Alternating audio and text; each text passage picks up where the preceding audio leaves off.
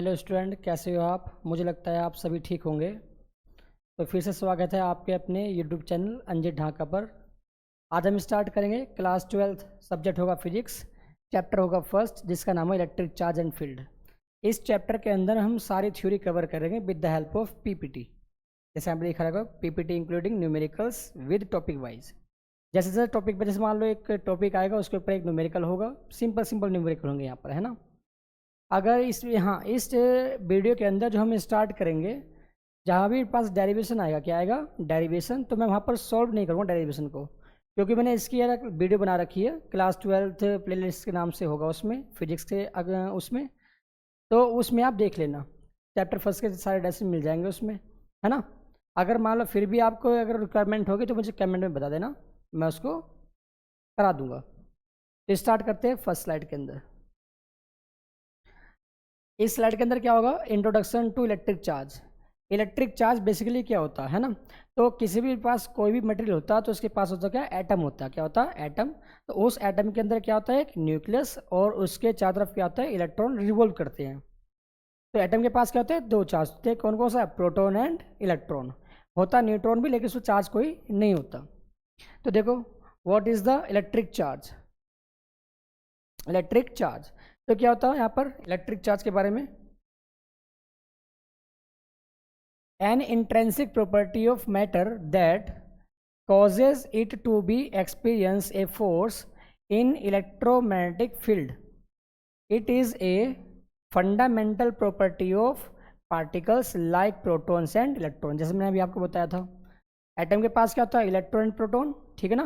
तो electric charge क्या होता है कि इंट्रिंसिक प्रॉपर्टी होती है। इंट्रिंसिक मतलब खुद के अंदर की प्रॉपर्टी होती है उसकी, है ना, इंट्रिंसिक प्रॉपर्टी।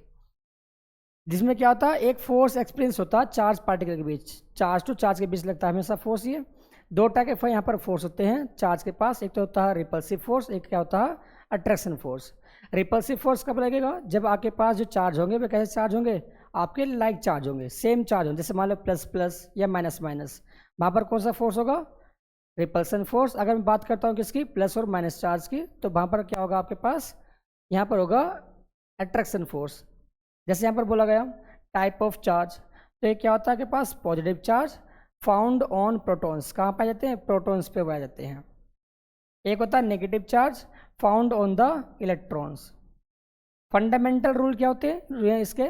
लाइक जो चार्ज होंगे हमेशा रिपल किया करेंगे, जैसे आइदर प्लस प्लस और माइनस माइनस, सेम पोलरिटी वाले, प्लस प्लस या माइनस माइनस। नेक्स्ट यहाँ पर वो रखा अपोजिट चार्जेस। यहाँ क्या करते हैं? अट्रैक्शन का होता है। क्या होता है यहाँ पर? अट्रैक्शन। एक चार्ज कैसा होगा? प्लस, दूसरा चार्ज कैसा होगा यहाँ पर? माइनस। चार्ज की यूनिट क्या होती है? चार्ज की यूनिट क्या होती है? कुलाम्स होती है। क्या होती है? कुलाम।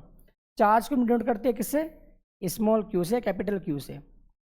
यूनिट क्या होती है इसकी? कुलाम, है ना। कैपिटल सी से डिनोट दिखाया करेंगे इसको। यहाँ पर कैपिटल सी क्यों यूज करेंगे? क्योंकि यहाँ पर जो कुलाम जो एक यूनिट है वो एक साइंटिस्ट के नाम पर थी, है ना, इसलिए यहाँ पर कैपिटल सी का यूज करते हैं। चार्ज एक कैसी क्वांटिटी है? एक स्केलर क्वांटिटी है। कैसी है? Scalar quantity. नेक्स्ट जो स्लाइड होगी, properties of electric charge. Next slide में क्या है पर? Properties of electric charge. इसकी तीन प्रॉपर्टीज होती हैं। कितनी? तीन। एक तो क्वांटाइजेशन, एक होती है कंजर्वेशन, एक आपकी होती है एडिटिविटी। क्या होती है? एडिटिविटी। तो फर्स्ट हम पढ़ें क्वांटाइजेशन ऑफ चार्ज क्या होता है। क्वांटाइजेशन, क्वांटाइजेशन मतलब क्वांटाइज करना किसी चीज़ को, है ना, क्वांटिटी में लिखाना। तो electric charge is not continuous, it exist in discrete packets. The total charge on a body is always an integral multiple of basic unit of charge, जिसे हम दिखाते हैं ई से। दिखाते हैं ई। ई मेरे पास क्या होता है? इलेक्ट्रॉन। ये कैसा होता है? Fundamental particle. क्या होता है नेचर के अंदर? Fundamental particle. तो इसका मीनिंग क्या हुआ क्वांटाइजेशन चार्ज के अंदर? कि कोई यूनिवर्स के अंदर किसी बॉडी पे अगर चार्ज जो आएगा हमेशा वो इंटीग्रल मल्टीपल होगा किसका? ई का। इंटीग्रल मल्टीपल एन का मल्टीपल होगा हमेशा, एन इंटू ई। जहाँ पर एन क्या होगा यहाँ के पास? Positive integer. क्या होगा? Positive integer. डेसिमल फॉर्म में नहीं होगा। इंटीजर मतलब अगर मैं बोलता हूँ यहाँ पर 1.5 ई, ये पॉसिबल नहीं होगा यहाँ पर। यानी कि एन की वैल्यू जो होगी यहाँ पर एक इंटीजर फॉर्म में होगी। Like 1 2 3 4 5 and so on. Okay, देखो फॉर्मूला इसका क्या हो गया, Q equal to n e. ये फॉर्मूला हम कब लगाएंगे, अगर मान लो किसी बॉडी पर चार्ज दे रखा हो और वहाँ पर आपको निकालना हो, नंबर ऑफ चार्जेस निकालने हो, आइदर इलेक्ट्रॉन या फिर प्रोटॉन, तो हमेशा यूज करें Q equal to n e, जहाँ पर Q क्या होगा, चार्ज होगा, एन आपके पास नंबर ऑफ चार्ज होंगे, और E क्या होगा, चार्ज ऑन द इलेक्ट्रॉन, जिसकी वैल्यू कितनी होती है इसकी वैल्यू होती है 1.6 इंटू 10 की पावर माइनस 19। कहीं कहीं बुक में क्या होता है कि Q का फॉर्मूला जो होता है यहाँ पर Q equal to plus minus n ही लिख देते हैं, यहाँ पर एन की वैल्यू माइनस प्लस नहीं होती यहाँ पर। अगर बाई चांस मान लो यहाँ पर आपके पास साइन यूज हुआ पॉजिटिव, तो दैट मीन्स आपके पास यहाँ पर जो चार्ज होगा क्या होगा, प्रोटॉन होगा, क्या होगा, प्रोटॉन। यहाँ पर जो ई मैंने लिखा है यहाँ पर, तो ई को मैं लिखाऊंगा माइनस साइन से, तो दैट मीन्स क्या होगा यहाँ पर, चार्ज ऑन इलेक्ट्रॉन। इसकी वैल्यू कितनी होगी, माइनस के 1.6 इंटू 10 की पावर माइनस 19, अगर मैं साइन की बात करता हूँ तो, है ना। अगर बाई चांस बोल दिया जाए कि ई की पावर यानी ई पे साइन दिखा जाए पॉजिटिव, इसका मीनिंग क्या होगा, प्रोटॉन, प्रोटॉन पे चार्ज की बात करेगा, ये वैल्यू कितनी होगी, प्लस 1.6 इंटू 10 की पावर माइनस 19 कूलम। यानी कि जो यहाँ पर प्लस माइनस साइन है, इन दोनों को कंबाइन करके लिखेगा यहाँ पर, Q equal to plus minus n e. बात समझ में आ गई।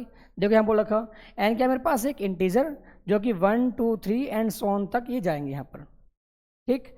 यहाँ पर देखो ई मेरे पास क्या है, एलिमेंट्री चार्ज, जिसे बोलते हैं फंडामेंटल चार्ज, क्या बोलते हैं, फंडामेंटल चार्ज। इसकी वैल्यू कितनी होती है, 1.6 इंटू 10 की पावर माइनस 19 गुलाम, क्योंकि चार्ज यहाँ पर है तो चार्ज की क्या होगी, गुलाम होगी यहाँ पर। नेक्स्ट प्रॉपर्टी कौन है इसकी, conservation of charge. Conservation of charge क्या होता है, देखो जहाँ भी वर्ड आएगा कंजर्वेशन, तो उसका मीनिंग क्या होता है कि नाइदर क्रिएट नॉर डिस्ट्रॉय, उसे बोलते हैं कंजर्वेशन। तो यहाँ पढ़ रहे हैं क्या, conservation of charge, the total electric charge in an isolated system. Isolated system means क्या होता है कि कोई सी चीज़ बाहर से अंदर ना आए और अंदर से बाहर ना आए, इस टाइप से बोलते हैं, ठीक है ना, आइसोलेटेड। रिमेन्स कांस्टेंट, कैसे होती है, constant. It can neither be create nor destroyed, only transferred from one body to another body. यहाँ पर क्या बोला गया कि चार्ज होती है वो कैसा होता है, कंजर्वेटिव नेचर का, यानी कि इस पूरी यूनिवर्स में अगर चार्ज मान लो 10 कूलम है तो हमेशा 10 कूलम रहेगा। बस हाँ क्या होगा, वो अपनी जो चार्ज यहाँ पर होगा एक बॉडी से दूसरी बॉडी में क्या होगा, ट्रांसफर हो जाएगा। तो चार्ज को ट्रांसफर करने के कई सारे तरीके होते हैं, जैसे क्या होता है आपके पास, एक तो होता है रबिंग मेथड, क्या होता है, रबिंग मेथड। एक होता है पास कंडक्शन मेथड, कंडक्शन। एक होता है इंडक्शन मेथड। ये क्या होते हैं, किसी भी बॉडी को चार्ज करने तरीके होते हैं। यहाँ पर रबिंग में क्या होगा, दो मेरे पास जो न्यूट्रल बॉडी होंगी उसे हम रब करेंगे, तो वहाँ पर क्या होगा, एक बॉडी से दूसरी बॉडी में क्या होगा, चार्ज ट्रांसफर होगा। कंडक्शन में क्या होगा, इसमें एक बॉडी चार्ज बॉडी होगी, दूसरी बॉडी न्यूट्रल होगी वहाँ पर, तो हम ड्यू टू कंडक्शन के थ्रू एक बॉडी से दूसरी बॉडी में क्या करेंगे, चार्ज ट्रांसफर कर देंगे। यहाँ इंडक्शन में क्या होगा, विदाउट टचिंग चार्ज को ट्रांसफर करना, वो होता इंडक्शन के अंदर। तो इस स्लाइड में कोई दिक्कत नहीं है। नेक्स्ट, कूलम्ब्स लॉ, क्या है, कूलम्ब्स लॉ। तो कूलम्ब्स लॉ ने क्या बोला था कि एक चार्ज और चार्ज के बीच, चार्ज और चार्ज के बीच फोर्स इंट्रोड्यूस किया था कि वो चार्ज फोर्स कैसे बिहेव करेगा, उसकी वैल्यू क्या आएगी। याद रखना यहाँ पर जो कूलम्ब्स लॉ होगा वो हमेशा दो बातों पर डिपेंड करेगा, दो बातें उसके लिए मेन होंगी। ये जो फोर्स हमेशा लगेगा, जो फोर्स यहाँ पर क्रिएट होगा, है ना, वो हमेशा होगा पॉइंट चार्ज पर। किस पर चार्ज पर, पॉइंट चार्ज की, ना कि बॉडी चार्ज पर। किसके लिए, पॉइंट चार्ज, पॉइंट चार्जेस। जैसे मान लो यहाँ पर सपोज दैट Q1 मेरे पास एक चार्ज है, ये भी एक पॉइंट चार्ज है, Q2 भी मेरे पास क्या है, एक पॉइंट चार्ज। तो इनके बीच जो फोर्स ऑफ अट्रैक्शन होता है यहाँ पर, फोर्स ऑफ अट्रैक्शन, इंट्रैक्शन या रिपल्सन फोर्स, तो यहाँ पर कैसा होगा, हमेशा कूलम्ब्स लॉ यहाँ वैलिड होगा जब पॉइंट चार्ज होंगे। तो अगर मान लो कोई सी बॉडी पे चार्ज होगा तो फिर हमें उसे काफ़ी दूर से ऑब्जर्व करना पड़ेगा ताकि वो पूरी बॉडी मुझे एक पॉइंट की तरह बिहेव की तरह दिखाई दे, ठीक है ना। तो पढ़ते हैं इसको, कूलम्ब्स लॉ को।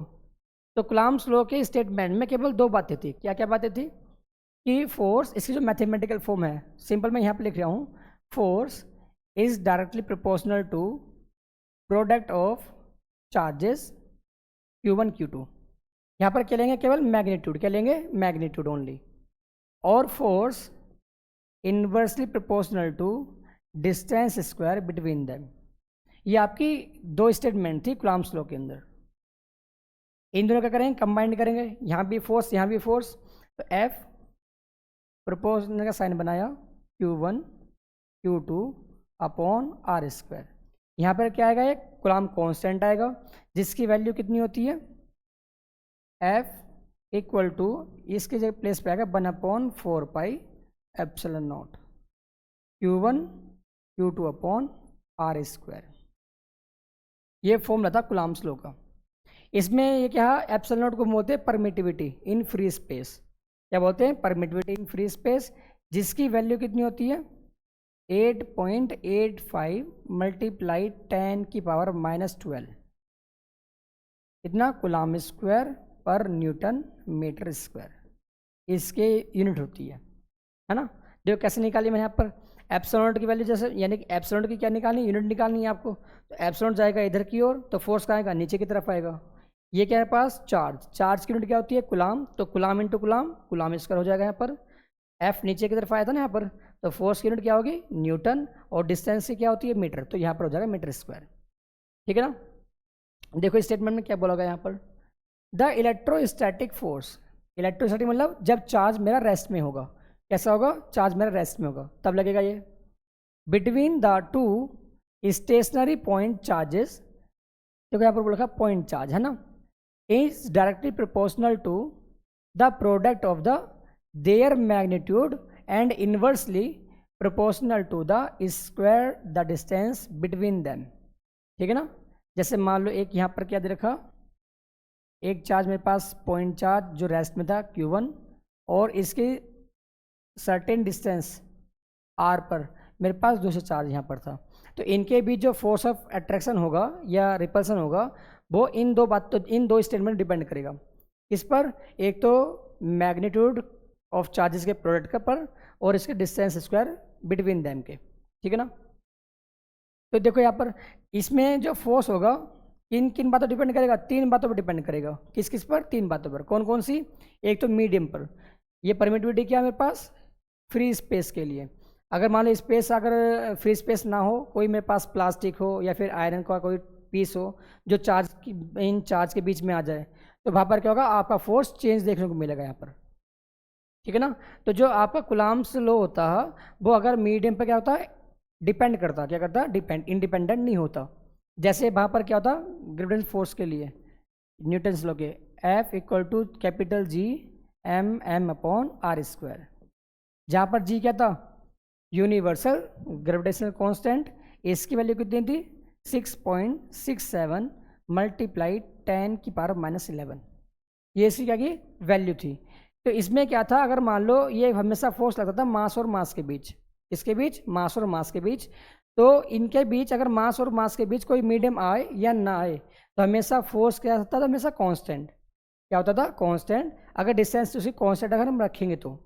लेकिन इसमें क्या होगा, चार्ज पार्टिकल के अंदर जैसे इस जो पास डिस्टेंस अगर फिक्स हो जाए, इसके बीच में अगर मीडियम रख देते हैं तो फोर्स यहाँ पर क्या आएगा, चेंज देखने को मिलेगा आपको। फोर्स जो मैक्सिमम होगा हमेशा याद रखना, वो किसके लिए होगा, फ्री स्पेस के लिए मैक्सिमम फोर्स होगा चार्ज और चार्ज के बीच। इसे नेक्स्ट स्लाइड देखो, न्यूमेरिकल आ गया यहाँ पर एक, है ना, कूलम्ब्स लॉ के ऊपर। देखो न्यूमेरिकल सॉल्व करते हैं इसको।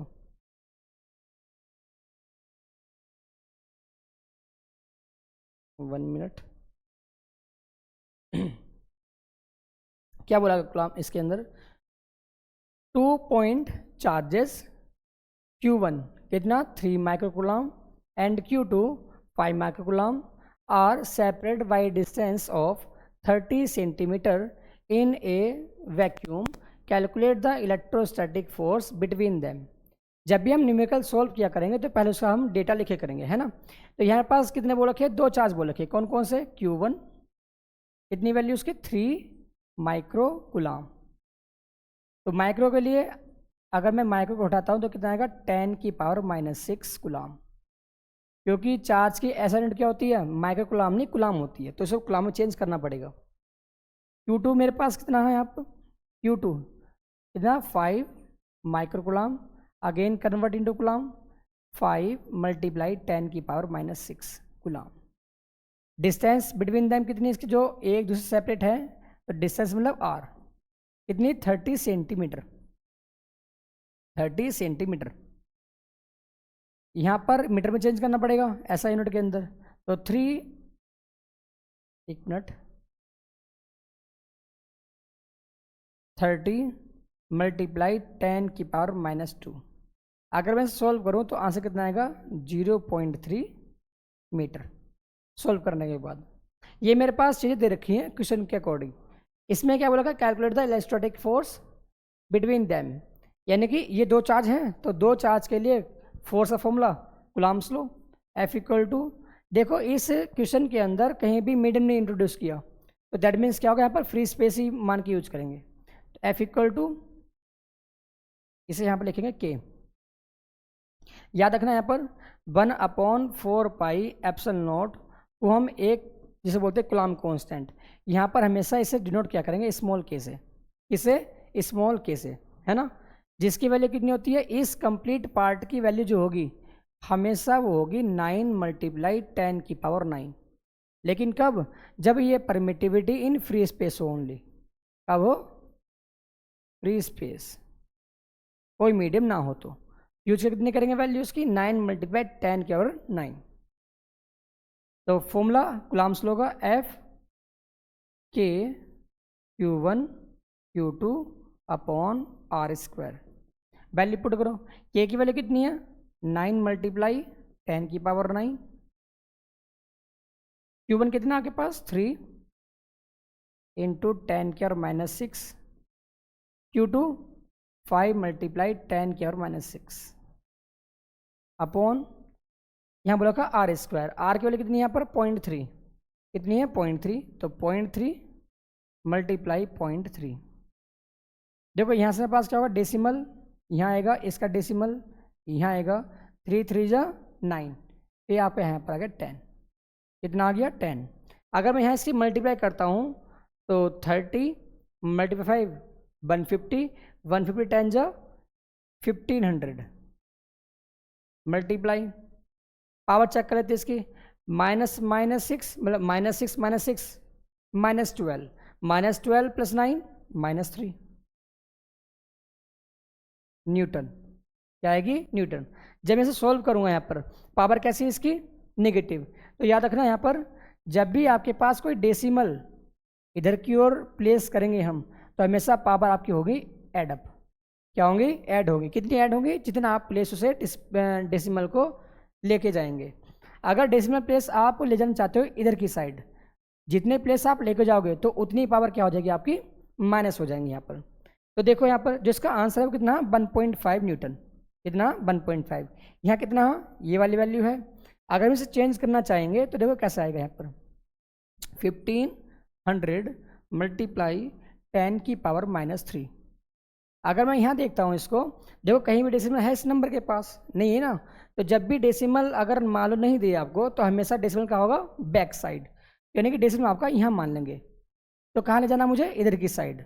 फिजिक्स के अंदर हमेशा एक नंबर के बाद डेसिमल होना चाहिए, तो यानी कि मैं इस डेसिमल को 1 2 3 प्लेस क्या करना पड़ेगा, डिस्प्लेस करना पड़ेगा, दैट मीन्स 1.5। तो मैंने कितना प्लेस करा 3 प्लेस, यानी कि उस पावर में हमेशा आप 3 प्लस कर दोगे, क्योंकि राइट साइड गया ना मैं इधर की ओर, वो लेफ्ट साइड, तो क्या आएगा मेरे पास प्लस साइन आएगा, -3 + 3 0, और किसी की पावर 0 क्या होता 1, तो दैट मीन्स यहाँ कितना आएगा 1.5 न्यूटन। इसका आंसर देखो ये वाला। अगर देखो यहाँ बोलता कि फोर्स की वैल्यू कितनी होगी, तब तो मेरे पास आंसर ये था 1.5 न्यूटन। अगर बोल फोर्स के साथ साथ बोल दे नेचर, क्या बोल दे नेचर, तो बताओ ये चार्ज कैसा था पॉजिटिव, ये कैसा था पॉजिटिव। तो हमने क्या पढ़ा था अभी कि पॉजिटिव के बीच और नेगेटिव के बीच कैसा फोर्स होता है हमेशा रिपल्सन, क्या पता रिपल्सन। लेकिन जब आपके पास एक चार्ज क्या हो नेगेटिव, दूसरा कैसा हो पॉजिटिव, यह पहला पॉजिटिव, दूसरा नेगेटिव। तो हमेशा यहाँ पर फोर्स आपका होगा अट्रैक्शन फोर्स। कौन सा फोर्स होगा? Attraction force. आई थिंक समझ में आ गया होगा आपकी। नेक्स्ट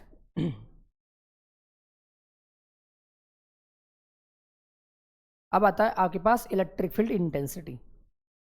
इलेक्ट्रिक फील्ड इंटेंसिटी, तो पहले समझते हैं इलेक्ट्रिक फील्ड क्या होता है। देखो जितने भी टाइप के आपके फील्ड वर्ड जहाँ पर भी अटैचमेंट होगा, जैसे मान लो gravitational field, electric field, magnetic field, तो ये कैसी क्वांटिटी होती है? Vector quantity. पहली बात तो ये। दूसरा बात करते हैं क्या, फील्ड बेसिकली क्या होता है? तो फील्ड मीन्स होता है एक स्पेस। क्या होता है? स्पेस। हम बात करें किसकी? इलेक्ट्रिक फील्ड की।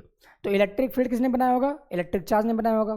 तो किसी भी चार्ज के चारों तरफ एक ऐसा स्पेस जहां तक वो अपना फोर्स इन्फ्लुएंस करता हो किसी अदर चार्ज पार्टिकल पर, तो क्या बोलते हैं हम उस स्पेस को?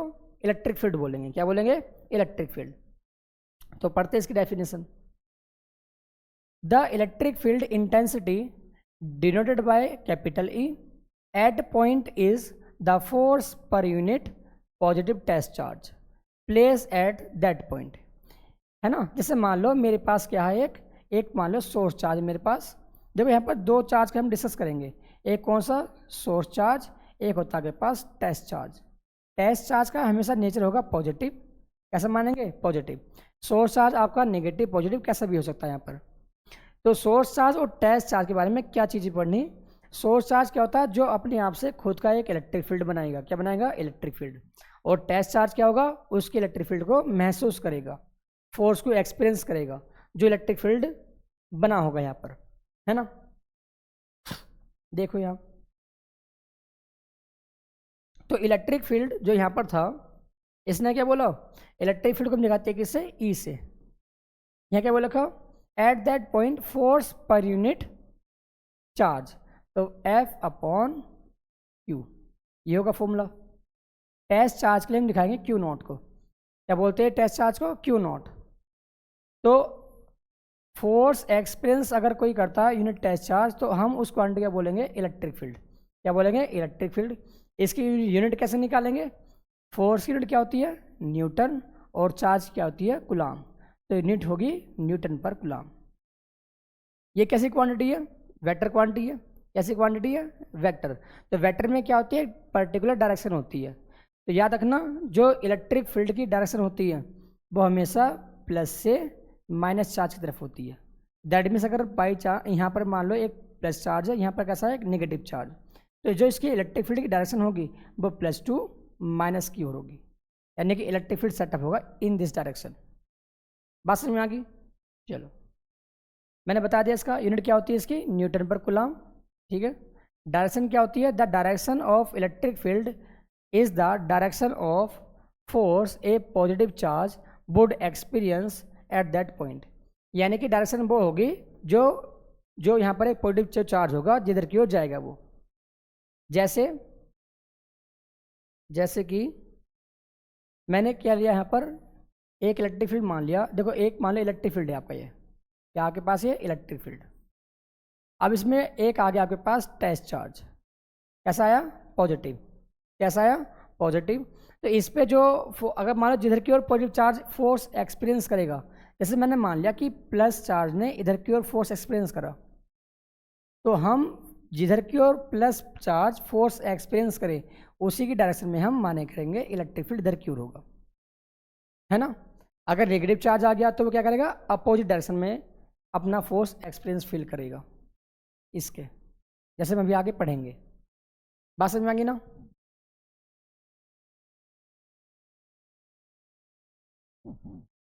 यहाँ नेक्स्ट पढ़ते हैं इसको। अबे फ्रॉम पॉजिटिव सोर्स चार्ज, अभी मतलब दूर जाना। अगर मान लो आपके पास एक सिंगल प्लस चार्ज है तो इसका इलेक्ट्रिक फील्ड कैसा होगा? हमेशा आउटवर्ड होगा। कैसा होगा? आउटवर्ड, बाहर की तरफ। अगर प्लस चार्ज है यहाँ पर, क्या है चार्ज यहाँ पर? Plus charge. और इलेक्ट्रिक फील्ड क्या होगा? Towards negative source charge. अगर आपके पास एक नेगेटिव चार्ज है तो इसका जो इलेक्ट्रिक फील्ड होगा वो हमेशा होगा इनवर्ड। क्या होगा? इनवर्ड। और लाइनिंग कहाँ से आएंगे इसकी? लाइनिंग आएंगे इन्फिनिटी से, और इसकी कहाँ तक जाएंगी? इन्फिनिटी तक, अगर एक सिंगल चार्ज है तो। नेक्स्ट, फील्ड लाइंस पढ़ेंगे, वही electric field lines.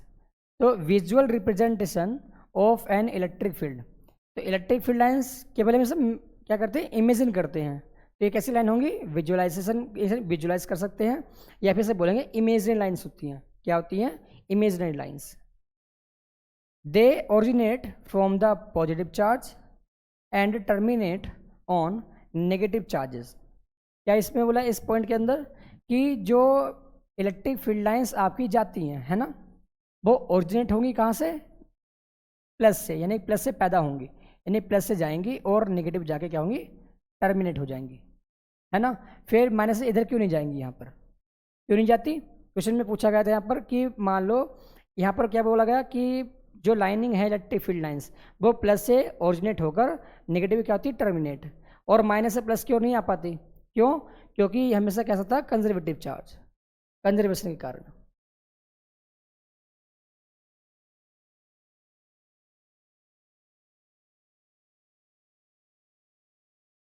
Next,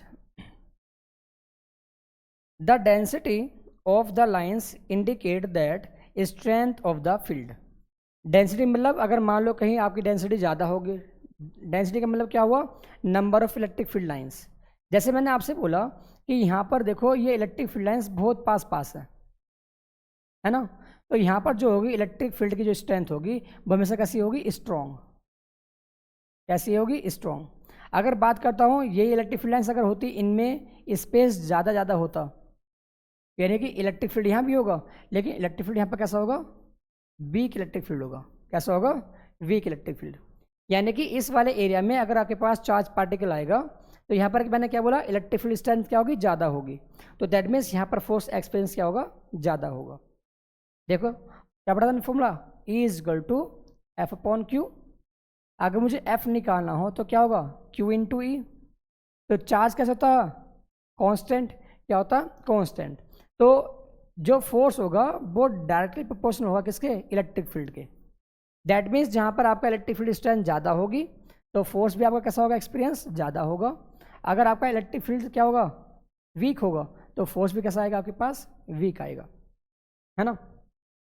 next, they never cross each other, यानी कि इलेक्ट्रिक फील्ड लाइन्स जो होती हैं वे आपस में कभी इंटरसेक्ट नहीं करती, एक दूसरे को कट नहीं करती। क्यों नहीं करती, क्योंकि जैसे मैंने आपसे बोल दिया कि एक इलेक्ट्रिक फील्ड लाइन्स मान लो ऐसे गई, एक इलेक्ट्रिक फील्ड लाइन्स मान लो ऐसे गई, तो ये मान लो ये फर्स्ट, ये आपको मान लो सेकेंड इलेक्ट्रिक फील्ड लाइन्स, कि जहाँ पर इंटरसेक्टिंग हुआ वहाँ पर अगर मैं टेंजेंट ड्रॉ करूँ, क्या करूँ, टेंजेंट ड्रॉ करूँ। जैसे मैंने बोला कि यहाँ पर इसका इलेक्ट्रिक फील्ड की लाइन की डायरेक्शन वो ऐसे थी, तो इसकी टेंजेंट कैसे जाएगी, ऐसे जाएगी। मैंने बोल दिया कि यहाँ पर जो फोर्स एक्सपीरियंस होगा मैंने बोल दिया F1 इस वाले पॉइंट पर, क्योंकि इलेक्ट्रिक फील्ड जहाँ होगा वहाँ पर क्या होगा, फोर्स ही होगा।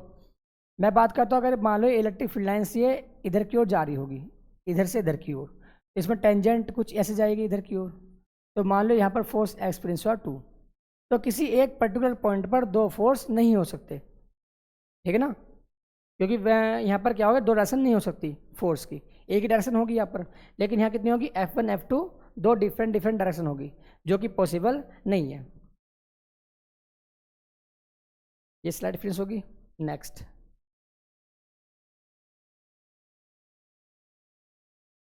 Electric field due to point charge. यहाँ क्या बोला गया, इलेक्ट्रिक फील्ड मुझे निकालना ड्यू टू पॉइंट चार्ज, तो इसका फॉर्मूला कितना होता, E is equal to K q upon are square.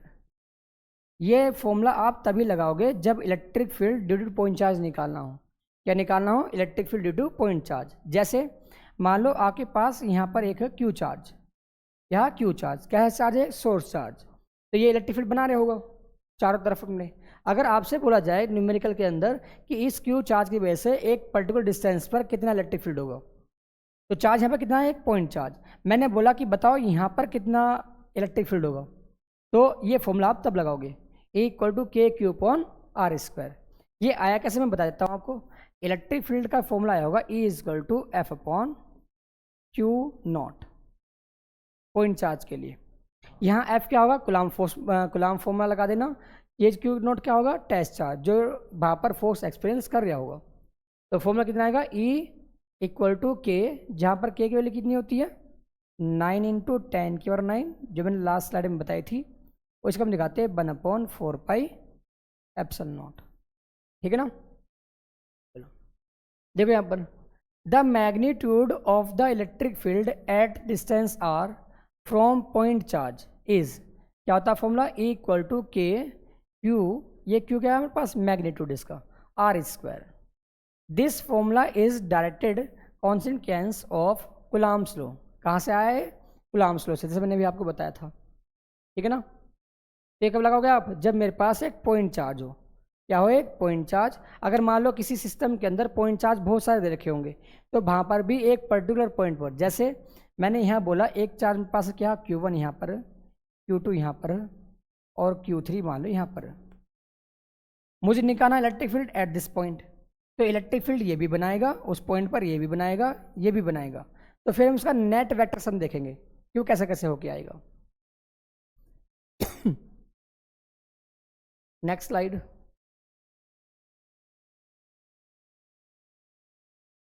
Numericals देखते हैं यहाँ पर इलेक्ट्रिक फील्ड का, देखते देखो यहाँ पर, a point charge of 2 coulomb is located at a origin, find the electric field at that point. इस वाले पॉइंट पर निकालना आपको इन एक्स वाई प्लेन। तो यहाँ देखो, जैसे मैंने एक्स वाई प्लेन यहाँ पर लिया है ना, तो ओरिजिन पे क्या रखा हुआ है, यहाँ पर एक चार्ज। तो मेरे पास यहाँ एक क्यू चार्ज है, ये मेरे पास क्या पॉइंट कैसा है, पॉजिटिव, ये भी कैसा पॉजिटिव, यानी कि एक्स भी यहाँ पर पॉजिटिव और वाई भी आपका पॉजिटिव। तो ये कौन से प्लेन में होगा, यानी कि एक्स वाई प्लेन में फर्स्ट क्वाड्रेंट में होगा ये। यानी कि कहीं ना कहीं मैंने बोल दिया कि ये पॉइंट चार्ज, मान लो मैंने यहाँ बोल दिया ये कितना 0.4,3। इसका मीनिंग क्या हुआ कि ये यहाँ पर तो होगा 4 पर और यहाँ होगा वो 3 पर, इस रेडिंग के अकॉर्डिंग, है ना। मुझे निकालना इलेक्ट्रिक फील्ड इस वाले पॉइंट पर, है ना, इस ओ पॉइंट पर। मैंने बोल दिया क्या मुझे निकालना electric field at O point, किसकी वजह से, इस क्यू चार्ज की वजह से। तो मैंने यहाँ बताओ इस सिस्टम के अंदर कितने चार्ज है, केवल एक सिंगल चार्ज है, मुझे निकालना electric field at this point. तो यहाँ हम लगाएंगे फॉर्मूला नेक्स्ट स्लाइड वो प्रीवियस स्लाइड वाला, equal to K q upon are square. ये क्या होता है, क्यू के पास एक चार्ज, देखो चार्ज आपके पास गिवन है, कितना गिवन है, 2 माइक्रो कूलम, 2 माइक्रो के लिए -6 लगा देंगे कूलम। बात समझ में आ गई ना, है ना। माइक्रो के लिए क्या लगा यहाँ पर 10 की पावर -6।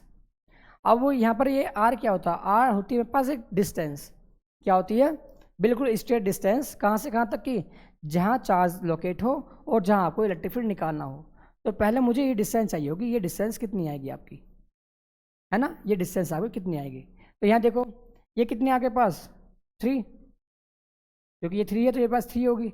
ये कितने आपके पास 4, तो ये एंगल कितना बना 90 डिग्री एंगल। तो यहाँ लगाएंगे पीजीटी, क्या लगाएंगे, Pythagoras theorem.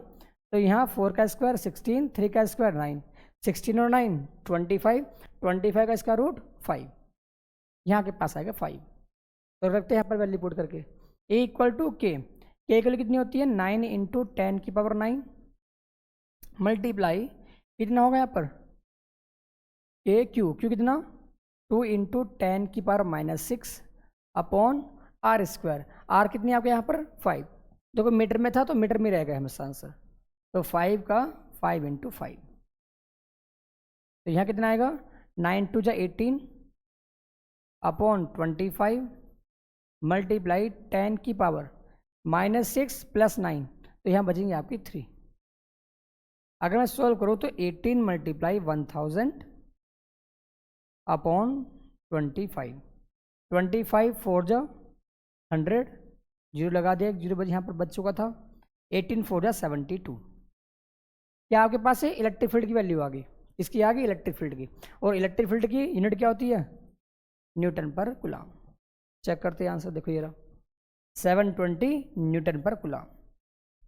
The magnet of electric field at this point, ये आएगा आपके पास, है ना। चार्ज कैसा है इसका यहाँ पर, ये पॉजिटिव, तो इसका इलेक्ट्रिक फील्ड जो होगा ना, अगर डायरेक्शन पूछता तो वो इस डायरेक्शन में जाता है वो इलेक्ट्रिक फील्ड आपका। चार्ज कैसा है यहाँ पर, positive. Next electric dipole. Dipole क्या होता है? इलेक्ट्रिक डाइपोल ये चार्ज से मिलकर बना होगा, है ना। तो जब आपके एक इक्वल मैग्नीट्यूड के दो चार्ज, लेकिन साइन कैसे होना चाहिए? अपोजिट। टू इक्वल मैग्नीट्यूड के अपोजिट चार्ज सेपरेट हो वेरी स्मॉल डिस्टेंस पर, तो हम इसे क्या बोलते हैं? डाइपोल बोलते हैं, इलेक्ट्रिक डाइपोल। ये लेंथ मैंने बोल दी एल और एल। यहाँ वैसे ए बोल रखा, तो आप ए भी ले सकते हो यहाँ पर, है ना। इस ए को ए रहने देना या फिर एल मान लेना, बात एक ही है। पढ़ते हैं इसको। The pair of equal and opposite charge, क्या बोला गया यहाँ पर? इक्वल। इक्वल मतलब अगर मान लो पहला चार्ज 5 कूलम का है तो दूसरा चार्ज भी 5 कूलम का होना चाहिए, लेकिन कैसे? अपोजिट। दैट मीन्स एक आपका नेगेटिव तो दूसरा आपका पॉजिटिव। बोल भी रखा पर plus Q and minus Q, separate by A small distance, जिसे हम बोलते हैं 2L या 2A, ठीक है ना। ये क्या होता है? उसका डाइपोल सेंटर। क्या होता है ये? Dipole centre. पढ़ते नेक्स्ट। डाइपोल मोमेंट क्या होता है? डाइपोल मोमेंट को बोलते हैं स्मॉल पी से। A measure of the electric polarity of dipole, it is a vector quantity from minus q to plus q. देखो अगर मान लो आपको निकालना हो डाइपोल मोमेंट, क्या निकालना हो? Dipole moment. तो सिंपल डेफिनेशन क्या है उसकी? इस दिखाते हैं हम स्मॉल पी से, इक्वल टू कोई सा भी हम एक चार्ज ले लेंगे, आइदर दिस चार्ज या दिस चार्ज। क्यू डिस्टेंस कितनी इन दोनों के बीच की? 2L। तो ये आपका आता है डाइपोल मोमेंट। डाइपोल मोमेंट कैसी क्वांटिटी है? Vector quantity. इसमें जो आपकी डायरेक्शन होगी डाइपोल मोमेंट की, वो होगी माइनस चार्ज से प्लस चार्ज की तरफ, यानी कि माइनस ये रहा प्लस ये रहा, यानी कि इसकी डायरेक्शन होगी माइनस से प्लस की ओर। इसे बोलेंगे डाइपोल मोमेंट, इधर की ओर होगा, है ना। यूनिट क्या होगी इसकी? चार्ज की यूनिट क्या होती है? कुलाम। और लेंथ की क्या है? मीटर। तो कुलाम मीटर। सेंटीमीटर नहीं है, कुलाम मीटर। सेंटीमीटर के लिए स्मॉल सी होता है और एम बी कैसा होता है? स्मॉल। लेकिन जब बोलेंगे कुलाम मीटर तो दैट मीन्स इसमें कैपिटल सी और स्मॉल एम होगा, क्योंकि ये साइंटिस्ट का नाम है, ठीक है ना। बोला क्या पर? Coulomb metre. नेक्स्ट। हाँ, इसमें एक चीज़ बता दो आपको जिसमें नहीं दे रखी। इलेक्ट्रिक डाइपोल आपके होते हैं दो टाइप के। कौन कौन से? एक तो आपके होता है पोलर डाइपोल, एक होता है non polar dipole. Polar dipole किसे बोलेंगे? ऐसे डाइपोल जो खुद से अपना इलेक्ट्रिक फील्ड प्रोड्यूस करते हों, उसे क्या बोलते हैं हम? Polar dipole. एक होता है नॉन पोलर डाइपोल। उसमें क्या होता है कि दोनों जो वहाँ पर जो डाइपोल बनेगा, जो डाइपोल वहाँ पर होगा नॉन पोलर डाइपोल के अंदर, तो वहाँ पर वे खुद से अपना इलेक्ट्रिक फील्ड नहीं बनाते। क्यों नहीं बनाते? क्योंकि वे दोनों के दोनों चार्ज प्लस भी और माइनस चार्ज भी क्या होते हैं? कोइंसाइड। क्या होते हैं? कोइंसाइड, सेपरेट नहीं होते। हमने क्या पढ़ा था? डाइपोल इलेक्ट्रिक फील्ड कब बनाएगा? यानी कि जब आपका नेगेटिव और पॉजिटिव चार्ज एक वेरी स्मॉल डिस्टेंस पे आ जाए, यानी कि इन दोनों के बीच क्या होना चाहिए? एक थोड़ा सा स्पेस होना चाहिए, तब बनेगा यहाँ पर डाइपोल। लेकिन नॉन पोलर में क्या होते हैं कि प्लस चार्ज और माइनस चार्ज एक दूसरे के ऊपर क्या होते हैं? कोइंसाइड। यहाँ डिस्टेंस बन नहीं पाती, तो उसे डिस्टेंस बनाने के लिए इस नॉन पोलर डाइपोल को हम किसी एक्सटर्नल फील्ड के अंदर रखेंगे। तो वहाँ पर क्या होगा? प्लस चार्ज और माइनस चार्ज क्या होंगे? सेपरेट हो जाएंगे। क्या हो जाएंगे? सेपरेट। जैसे अभी मान लो आपके पास प्लस चार्ज है, माइनस चार्ज है, ये क्या कोइंसाइड है किसी एक पॉइंट पर। तो अगर मान लो मैं इसको इलेक्ट्रिक फील्ड के अंदर लेके गया, मैंने इन दोनों को उठाया और मैंने यहाँ पर इलेक्ट्रिक फील्ड में रख दिया, तो यहाँ पर क्या होगा? प्लस चार्ज कहाँ जाएगा? अलोंग, यानी कि फोर्स एक्सपीरियंस करेगा इन दिस डायरेक्शन, और negative charge in this direction. यहाँ पर क्या होगा? इन दोनों के बीच में एक डिस्टेंस आ जाएगी, तब यहाँ पर क्या होगा? ये अपना इलेक्ट्रिक फील्ड खुद से बना पाएंगे, ठीक है ना। नेक्स्ट।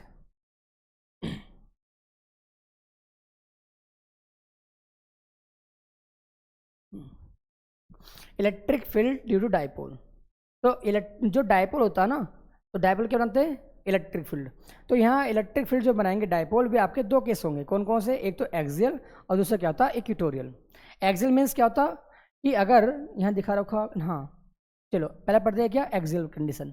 अगर आपका नेगेटिव चार्ज और पॉजिटिव चार्ज, ये बोल रखा है यहाँ पर नेगेटिव और पॉजिटिव, ये मान लो आपके पास नेगेटिव चार्ज, ये आपका इधर पॉजिटिव चार्ज, ये क्या इसका डाइपोल सेंटर L और L लेंथ होगी इसकी, ये माइनस क्यू, ये प्लस क्यू, है ना। तो एक्सियल पोजीशन क्या होती है? जो मेरे पास ये डाइपोल है इसके एक्सिस पर, इस वाले एक्सिस पर, आइदर दिस साइड या दिस साइड, उसे हम बोलते हैं एक्सियल पोजीशन। तो अगर मैंने मान लिया कि इस डायपोल सेंटर से मैंने r डिस्टेंस पर यहाँ पर मुझे निकालना क्या, electric field due to this dipole, तो यहाँ पर क्या होगा, मैं सिंपल बता रहा हूँ यहाँ पर, है ना। तो यहाँ पर क्या होगा, इस प्लस की वजह से इलेक्ट्रिक फील्ड होगा इस डायरेक्शन के अंदर E प्लस क्योंकि प्लस से क्या होती है, लाइंस निकलती हैं, तो यानी प्लस की वजह से इस पॉइंट पर electric field in this direction. ये कैसा है यहाँ पर, नेगेटिव चार्ज। तो मैंने बताया था लास्ट में कि नेगेटिव चार्ज अगर होगा तो वो होता है इलेक्ट्रिक फील्ड इनवर्ड, उसकी तरफ आता हुआ दिखाई देगा। तो इसी पॉइंट पर इलेक्ट्रिक फील्ड होगा फिर मेरा इस डायरेक्शन के अंदर माइनस की वजह से। बता दोनों कैसे हैं, सेम लाइन ऑफ एक्सिस में है और दोनों कैसे हैं, अपोजिट डायरेक्शन में। क्वांटिटी कैसी है, इलेक्ट्रिक फील्ड वेक्टर क्वांटिटी। तो यहाँ पर क्या होगा, बड़ी वाली वैल्यू में छोटी वैल्यू क्या होगी, माइनस हो जाएगी यहाँ पर। अब देखो मैं आसान तरीका बता रहा हूँ, किसी भी पॉइंट चार्ज पर आपको देखना हो इलेक्ट्रिक फील्ड ज़्यादा किसका होगा, तो आप चेक करना। देखो चार्ज तो यहाँ कॉन्स्टेंट ही है, जितनी वैल्यू क्यू की यहाँ होगी उतनी वैल्यू यहाँ की होगी। तो यानी कि जो चार्ज आपका होगा पास में उसका इलेक्ट्रिक फील्ड आपका स्ट्रॉन्ग होगा। क्यों, क्योंकि इलेक्ट्रिक फील्ड इनवर्सली प्रोपोर्शनल होता है डिस्टेंस स्क्वायर के, जैसा आप देख पा रहे होंगे। ये भी एक पॉइंट चार्ज, ये भी एक पॉइंट चार्ज, तो electric field due to point charge के q upon are square. R का लेसन इलेक्ट्रिक फील्ड कैसा होता है, इनवर्सली, है ना। तो जो चार्ज पास में होगा तो उसका इलेक्ट्रिक फील्ड स्ट्रॉन्ग होगा, और जो दूर होगा तो उसका इलेक्ट्रिक फील्ड वीक होगा। तो दैट मीन्स यहाँ पर जो इलेक्ट्रिक फील्ड होगा वो प्लस का ज़्यादा होगा, यानी कि प्लस का ये रही डायरेक्शन इधर वाली और माइनस की ये रही इधर। तो यानी कि जो आपका नेट इलेक्ट्रिक फील्ड होगा इन दोनों के कारण, तो नेट इलेक्ट्रिक फील्ड आपका आएगा इन दिस डायरेक्शन, हाँ या ई नेट। और डायपोल मोमेंट क्या है मेरे पास, ये माइनस से प्लस की ओर, तो डायपोल मोमेंट भी मेरा होगा इधर की ओर, डायपोल मोमेंट। तो दोनों के दोनों बताओ, इलेक्ट्रिक फील्ड भी, नेट इलेक्ट्रिक फील्ड भी और डायपोल मोमेंट भी कैसी डायरेक्शन में, ये सेम डायरेक्शन। तो एंगल यहाँ कितना बनेगा, 0 डिग्री। कितना बनेगा, 0 डिग्री ई और पी के बीच, जो यहाँ बोल भी रखा होगा आप। और फॉर्मूला कितना होता है इसका, एक्सेल के लिए E इक्वल टू के 2p अपॉन आर क्यूब, ये होता है फॉर्मूला एक्सेल पोजीशन के लिए। पढ़ते हैं इसको, यहाँ बोल रखा एक्सेल के लिए 2kp अपॉन आर क्यूब। अब बात करते हैं इसकी ऑन इक्वेटोरियल लाइन। तो इक्वेटोरियल लाइन क्या होती है, देखते चलो इसके इक्वेटोरियल लाइन के लिए। तो इक्वेटोरियल लाइन में क्या होता है कि आपके पास जो चार्ज होंगे यहाँ पर, है ना, एक माइनस एक आपका प्लस, प्लस क्यू और एक आपका माइनस क्यू। तो इक्वेटोरियल लाइन क्या होती है, डायपोल के सेंटर पर उसके इस एक्सिस के परपेंडिकुलर, यानी कि आपका यहाँ पर, यहाँ अगर आपको निकालना है इलेक्ट्रिक फील्ड, तो इस प्लस की वजह से इलेक्ट्रिक फील्ड जाएगा इधर की ओर, है ना, ये वाला। ये पास का साइन माइनस, तो इसका इलेक्ट्रिक फील्ड जाएगा इधर की ओर, है ना। ये रहा, ये electric field due to plus, ये आपका electric field due to minus. यहाँ देखो दोनों के दोनों इलेक्ट्रिक फील्ड आपका सेम लाइन पे नहीं आए। जैसे पिछले वाले केस में क्या था कि एक इलेक्ट्रिक फील्ड आपका इधर की ओर था और एक इलेक्ट्रिक फील्ड आपका इधर की ओर था। तो यहाँ पर देखो दोनों के दोनों किस लाइन में थे, सेम एक्सिस पे थे, तो हमने क्या कर लेते, माइनस कर था। अगर मान लो होते सेम डायरेक्शन में तो प्लस कर देते। यहाँ देखो इसकी लाइनिंग कैसी है, इस टाइप से, है ना, और इसकी कैसी है, इस टाइप से, दोनों एक लाइन में नहीं है। तो यहाँ हम लगाएंगे वही वह इनके भी करने पड़ेंगे, क्या बोलते हैं उसे, हाँ कंपोनेंट करने पड़ेंगे। क्या करने पड़ेंगे, कंपोनेंट, इसके प्लस के और माइनस के, ऐसे करेंगे इस वाले के दो कंपोनेंट। तो आपका जो नेट इलेक्ट्रिक फील्ड आएगा तो वो आएगा इस डायरेक्शन के अंदर। और डेवलपमेंट कहाँ, ये आपका ई नेट, और ये क्या हमारे पास डेवलपमेंट प्लस वो माइनस से प्लस की ओर, तो डेवलपमेंट होगा इस डायरेक्शन के अंदर। तो तब दोनों के बीच कितना एंगल आ गया, 180 डिग्री। दोनों कैसे यहाँ पर अपोजिट, ठीक। तो देख लेना इसको, फॉर्मूला कितना होगा यहाँ पर, बस यहाँ पर क्या होगा, ये 2 नहीं लगेगा यहाँ पर इक्वेटोरियल के लिए। फॉर्मूला कितना होगा, इक्वेटोरियल के पी अपॉन आर क्यूब, ये होता है फॉर्मूला इसका, है ना। नोट में पढ़ लेते, नोट में क्या क्या बातें बोल रखी हैं।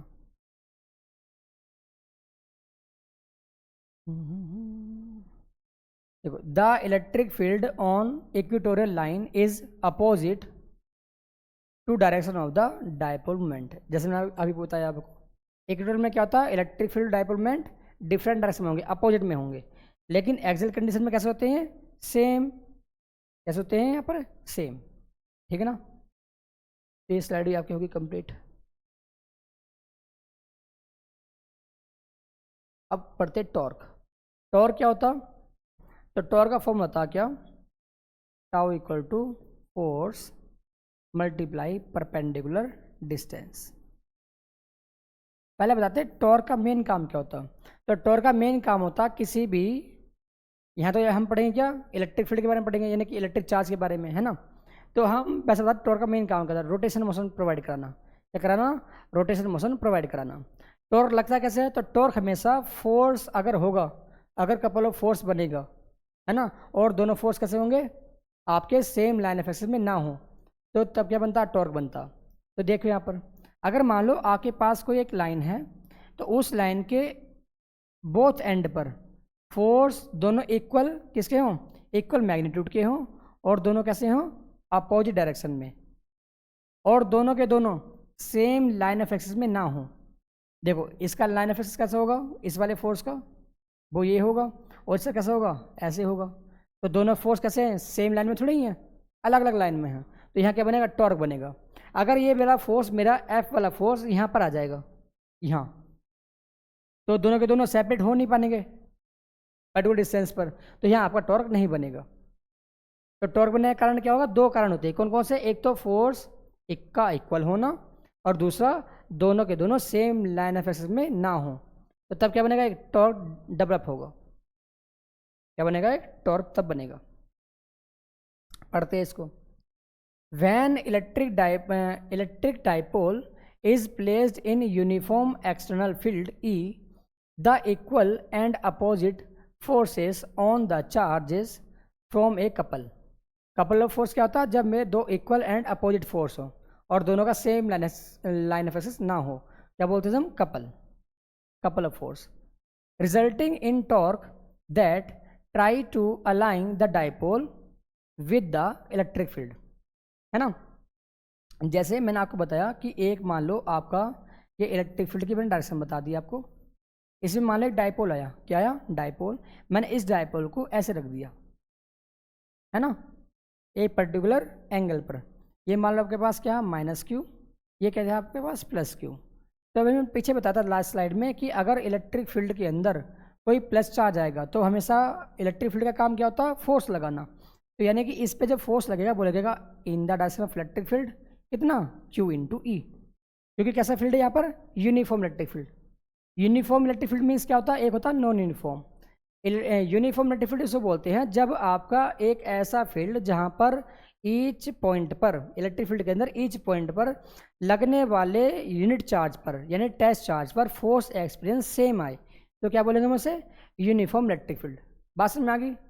फिर अगर रिपीट करें, ध्यान सुनना कि यूनिफॉर्म इलेक्ट्रिक फील्ड तब बोलेंगे जब आपका कोई charge particle each and every point पर आपका जो फोर्स एक्सपीरियंस करके दिखाई दे वो सेम हो आपका, तो उससे क्या बोलते हैं? Uniform electric field. लेकिन नॉन यूनिफॉर्म क्या होता? कि जब आपका कोई भी charge particle non uniform electric field में जाएगा, तो हर पॉइंट पर उसके फोर्स की वैल्यू क्या होगी? डिफरेंट होगी। तो क्या बोलते हैं उसको? Non uniform electric field. हम बात कर रहे हैं यूनिफॉर्म की। तो यानी कि इस पर दोनों चार्ज का वैल्यू कितनी है? सेम। यहाँ क्यू, तो यहाँ भी क्यू होगा। तो इस पर फोर्स कैसे जाएगा? इधर क्यू हो जाएगा, opposite direction of electric field. तो ये आगे आपका आ गया क्यू इंटू ई। ये फोर्स देखो इधर, ये फोर्स इधर, दोनों कैसे हैं? सेम फोर्स, लेकिन डायरेक्शन कैसे इनकी? अपोजिट। तो यानी कि ये दोनों के दोनों फोर्स को बोलेंगे हम कपल ऑफ फोर्स। क्या बोलेंगे?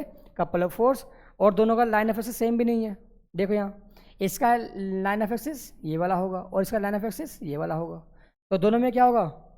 सेम लाइन पे ही नहीं है, तो यहाँ क्या बनेगा? टॉर्क बनेगा।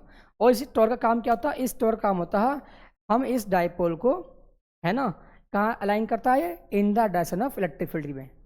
जैसे यहाँ बोल रखा दैट ट्राई, ये इलेक्ट्रिक फील्ड क्या करेगा? ट्राई करेगा align to dipole within electric field direction में। अब पढ़ते हैं यहाँ पर क्या? Potential energy. अच्छा, मैं टॉर्क का फॉर्म यहाँ पर फॉर्मूला लिख दूँ। टॉर्क का फॉर्मूला था tau equal to P vector cross E vector. ये होता है वेक्टर फॉर्म का। इसका होता है वेक्टर फॉर्म का। इसका डायरेक्शन मैंने करा रखा है एक वीडियो में, देख लेना उसको, है ना। अगर वेक्टर फॉर्म ना लिखे, मैग्नीट्यूड लिखिए तो tau equal to P E sine theta, जहाँ पर थीटा क्या होता है, एक एंगल, तो एंगल क्या होता है, दो के बीच होता है, दो लाइन के बीच, यानी कि आपका जो थीटा एंगल होगा वो डायपोल मोमेंट और इलेक्ट्रिक फील्ड के बीच का होगा। ठीक है ना। चलो पढ़ते हैं क्या, पोटेंशियल एनर्जी। तो the potential energy of dipole in uniform field is कितनी होती है, U equal to minus P E cos theta, minus P E cos theta. ये कब लगाओगे आप, जब मेरे पास मिनिमम मेरे पास पूछा जाए। एक अगर मान लो आपके पास ऐसे बोल दिया कि डायपोल मेरे पास ऐसा था, पहले मान लो यहाँ पर था थीटा 1 एंगल पर, मैंने सो थीटा 2 एंगल पर मैंने क्या करा, यहाँ पर मैंने एक वर्क करा, तो किस में चेंज होगा, उसकी पोटेंशियल एनर्जी में। तो तब फॉर्मूला कितना होगा, U equal to P E cos theta 1 minus cos theta 2। ये कब लगाएंगे फॉर्मूला, ये तब लगाएंगे जब आपके पास दो एंगल दे रखे हो, कि पहले इस वाले एंगल पर इस वाले एंगल, फिर मेरे पास उस वाले एंगल पर, तो तब मेरे पास फॉर्मूला ये वाला लगाएंगे। जब एक सिंगल एंगल दे रखा होगा तो formula minus P cos theta. Next numerical, देखते हैं इसको यहाँ पर। Problem, an electric dipole with in moment, dipole with moment, that means यहाँ देखो कूलाम मीटर है, that means dipole moment P की वैल्यू कितनी है, 4 इंटू 10 की power minus 9 coulomb metre, is placed at 30 degree angle, तो थीटा कितना है यहाँ पर 30 डिग्री। नेक्स्ट इलेक्ट्रिक फील्ड दे रखा आपको, कितना इलेक्ट्रिक फील्ड 5 मल्टीप्लाई 10 की पावर 4 न्यूटन पर कूलाम, है ना।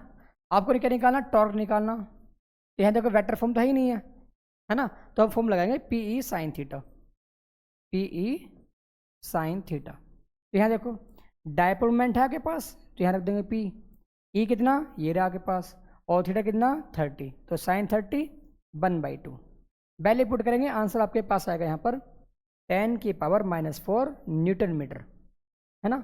देख लेना सोल्व करके। नेक्स्ट अब आता है के पास इलेक्ट्रिक फ्लक्स, क्या था इलेक्ट्रिक फ्लक्स, तो क्या था electric flux, the number of electric field lines passing through a surface normally that is called electric flux. क्या बोलते हैं उसको, इलेक्ट्रिक फ्लक्स। कैसी क्वांटिटी है, स्केलर क्वांटिटी, कैसी है स्केलर। चलो पढ़ते हैं यहाँ पर, the major of the numbers of electric field lines passing through a given surface, formula कितना होता है इसका, इलेक्ट्रिक फ्लक्स हम दिखाते हैं किससे, फाई ई से, फॉर्मूला इसका होता है E vector dot A vector. Dot क्यों लगाया, क्योंकि कैसा होता है फ्लक्स स्केलर क्वांटिटी। अगर इसके बनाए क्या मैग्नीट्यूड फॉर्म, तो phi E equal to E A cos theta, ये दो फॉर्मूले होते हैं इसके। अगर बात करूँ मैं किसकी, इसकी यूनिट की, किसकी बात करता हूँ यूनिट की, तो चाहे फॉर्मूला ये वाला यूज़ करना या फिर ये वाला, इलेक्ट्रिक फील्ड की न्यूटन पर कूलाम और एरिया की मीटर स्क्वायर, तो यूनिट क्या बनी इसकी न्यूटन मीटर स्क्वायर पर कूलाम, ये होती है इसकी क्या ऐसा यूनिट, है ना। ये इसकी, चलो अब बात करते हैं फॉर्मूले आए कैसे, तो करते हैं इसको सोल्व यहाँ पर। देखो मैंने क्या बोला कि यहाँ पर ना इलेक्ट्रिक फील्ड मैंने ऐसे बना दिया, ये मेरे पास क्या है इलेक्ट्रिक फील्ड लाइन से ये, और मैंने एक सरफेस ले ली इस टाइप से, ये मेरे पास सरफेस है।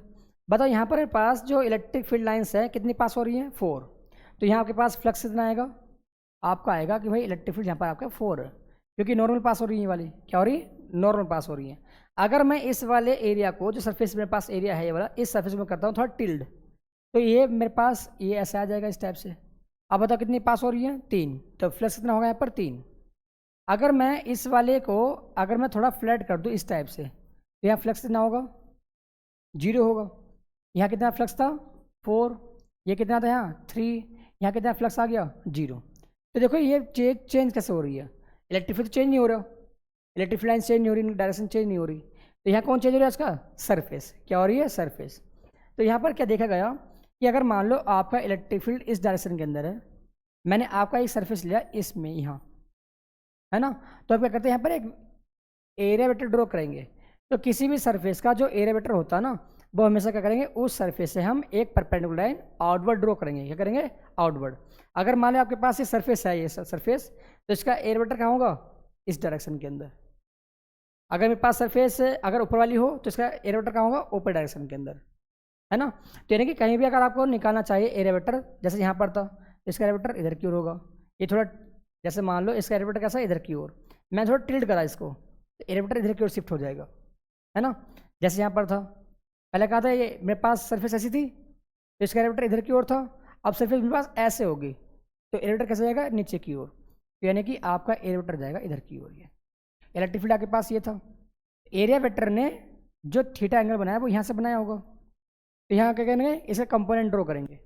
तो इस एरिया वेक्टर ने इस जहाँ से एंगल बनाया वो कंपोनेंट कॉस थीटा, तो यहाँ का आपके पास कॉस थीटा, और यहाँ इसके परपेंडिकुलर ए कॉस थीटा के परपेंडिकुलर, तो यहाँ आपका आएगा ए साइन थीटा। तो इलेक्ट्रिक फ्लक्स किधर की ओर मेजरमेंट होता, जिधर की ओर इलेक्ट्रिक फील्ड की डायरेक्शन हो। तो इलेक्ट्रिक फील्ड कहाँ मेरा, इस डायरेक्शन के अंदर, तो फ्लक्स हमेशा होगा E A cos theta, phi equal to E A cos theta, जहाँ पर थीटा क्या मेरे पास एक एंगल, किसके बीच, इलेक्ट्रिक फील्ड और एरिया वेक्टर के बीच। बात समझ में आ गई। नेक्स्ट,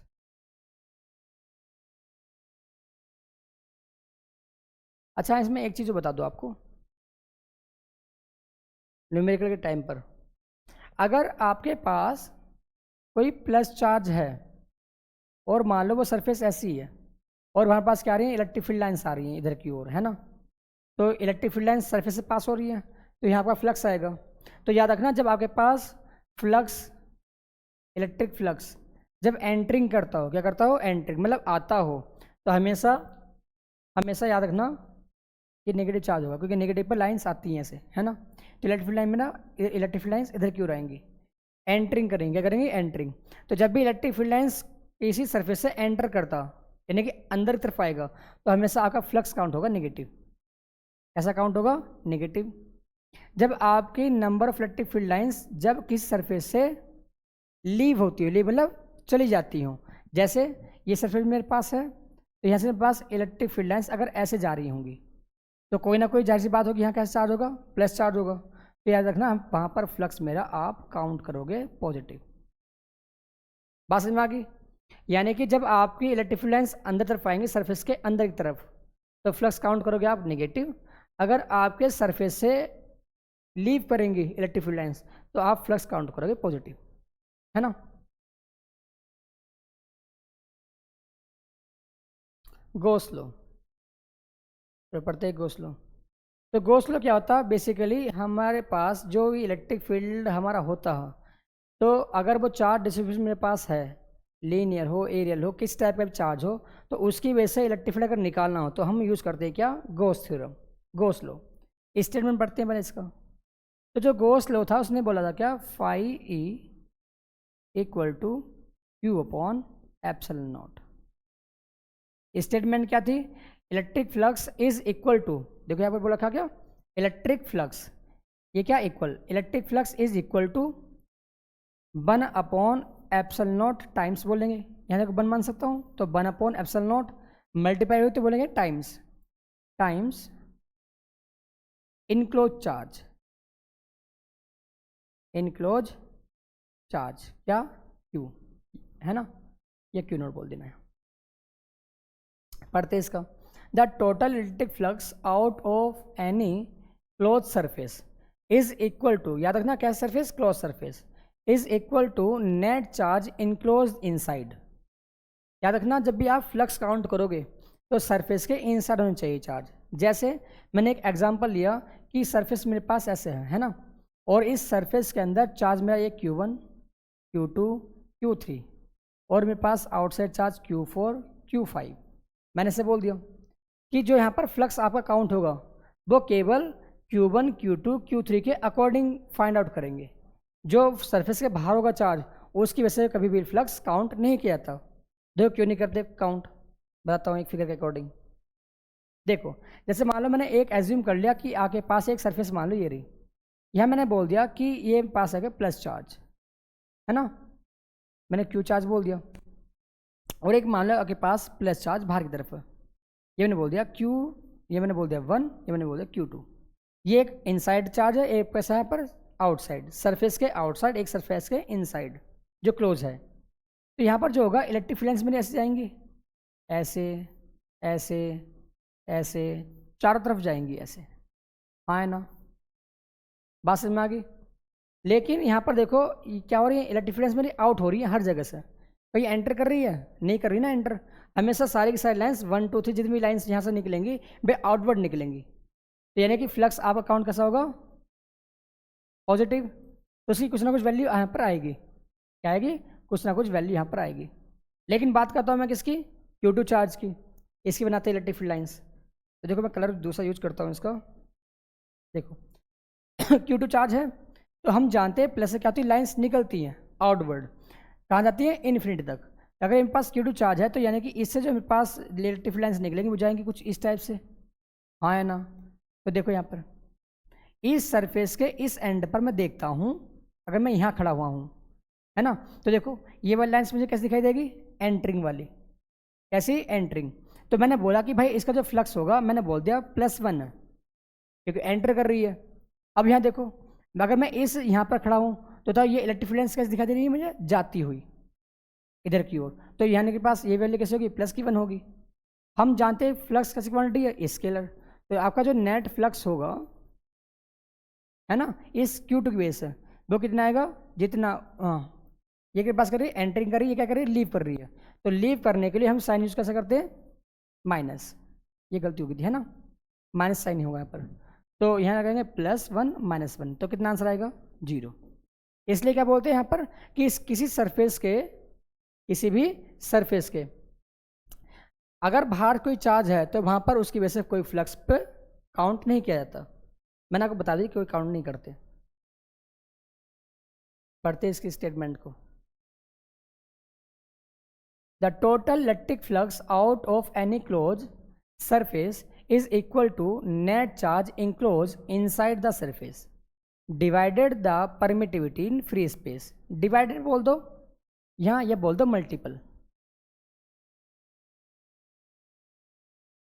मल्टीपल बोल दो, लेकिन मल्टीपल क्या बोलना पड़ेगा, 1/4πε0, है ना। चलो तो फॉर्मूला कितना होगा इसका, phi E = Q/ε0, ये आएगा। अब करते हैं इम्पोर्टेंस क्या होती है। तो Gauss law is powerful tool for calculating the electric field for highly symmetric charge distribution such as sphere, cylinder and planes, है ना। ये यूज करते हैं हम इसका इलेक्ट्रिक फील्ड निकालने के लिए। तो phi E के फॉर्मूले आपके पास दो हो गए, एक क्या Q/ε0 और एक आपका EA cos θ। तो हम इसकी हेल्प से, इन दोनों की हेल्प से हम क्या निकाल लेंगे, इलेक्ट्रिक फील्ड भी निकाल लिया करेंगे। Next, application of goes law. Application मतलब इसका कहाँ यूज करते हैं हम, है ना, इलेक्ट्रिक फील्ड निकालने का। तो पहला, electric field due to infinitely long straight charge wire, यानी कि इसका मीनिंग क्या हुआ कि आपके पास कोई एक इनफाइनाइट लॉन्ग चार्ज वायर है, आइदर पॉजिटिव या नेगेटिव। मैंने यहाँ बोल दिया पॉजिटिव चार्ज है। तो इस लाइन चार्ज की वजह से किसी भी एक पर्टिकुलर पॉइंट पर, जैसे मैंने बोला कि मुझे इलेक्ट्रिक फील्ड बताना कि यहाँ पर कितना होगा, तो यहाँ मेरे पास क्या होगा, इलेक्ट्रिक फील्ड इसकी वजह से भी होगा, इसकी वजह से, इसकी वजह से भी, क्योंकि हर मेरे पास चार्ज यहाँ पर होंगे, बहुत सारे चार्ज होंगे। तो जो यहाँ पर आता with the help of goes law, तो इसका फॉर्मूला आता कितना, E = K2λ/R, ये होता। कहीं कहीं क्या बोलते हैं इसको, E = 1/2πε0λ/R। अगर मैं इसी पार्ट को 2 से मल्टीप्लाई मैं यहाँ कर दूँ, 2 से मल्टीप्लाई मैंने यहाँ कर दी, तो देखो 2 2 जा 4, तो 4πε0, तो वैल्यू किसकी होगी, इसको हम बोल देते हैं यहाँ पर K, क्या बोलते हैं K। जहाँ पर लैम्डा, क्या लैम्डा आपके पास है लीनियर चार्ज डेंसिटी, क्या होती है, लीनियर चार्ज डेंसिटी, जिसे हम दिखाते हैं किससे, लैम्डा से। फॉर्मूला कितना होता, charge per unit length, charge per unit length, that is called linear charge density. यानी कि lambda equal to Q upon L. Next, electric field due to uniformly charge infinite plane sheet. क्या बोला यहाँ पर? Plane seat. Plane seat मतलब यहाँ पर एक लाइन नहीं होगी, एक सीट आपके पास होगी। जैसे मैंने बोलता हूँ कि मेरे पास एक सीट इस टाइप से है, ये वाली, आइदर पॉजिटिव या नेगेटिव। तो इसकी वजह से जो होता है आपके पास इलेक्ट्रिक फील्ड, वो होता है E equal to sigma upon 2 epsilon naught, है ना। अच्छा बताना, यहाँ पर इलेक्ट्रिक फील्ड कैसी क्वांटिटी है? वेक्टर। लेकिन सरफेस चार्ज डेंसिटी कैसी है? स्केलर। ये वेक्टर क्वांटिटी बनाने के लिए क्या करेंगे? यूनिट वेक्टर से आप मल्टीप्लाई कर दोगे, एन कैप, तो ये आपकी वेक्टर फॉर्म हो जाएगी, ये वाली। ठीक है ना। चलो, ये किसके लिए? केवल एक सिंगल सीट के लिए, है ना। Electric field due to uniformly charge thin spherical shell, तो इसके लिए फॉर्मूला वेरी करता, तो E का फॉर्मूला के क्यू अपॉन आर स्क्वायर, ये यूज करते हैं आउटसाइड, है ना। इसमें ये था, न्यूमेरिकल्स देख लेते हैं इसका, गॉस लॉ पर। ए चार्ज ऑफ इतने coulomb is placed at centre of cube, side रखी 5 centimetre. What is the net electric flux passing through the cube faces, है ना। What is the net flux passing through the, अच्छा flux निकालना आपको, पहले देते given चीज़ क्या, क्यू कितना बताओ यहाँ पर?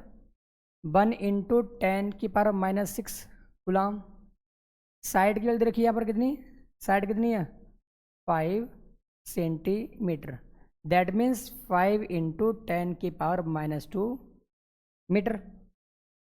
यहाँ मुझे निकालना है फ्लक्स निकालना, तो 5 का फॉर्मूला, यहाँ पर कोई मीटर नहीं बोल रखा, चार्ज बोल रखा, तो फॉर्मूला होगा आपके पास Q अपॉन एप्सिलॉन नॉट, जहाँ पर Q के पास क्या? चार्ज।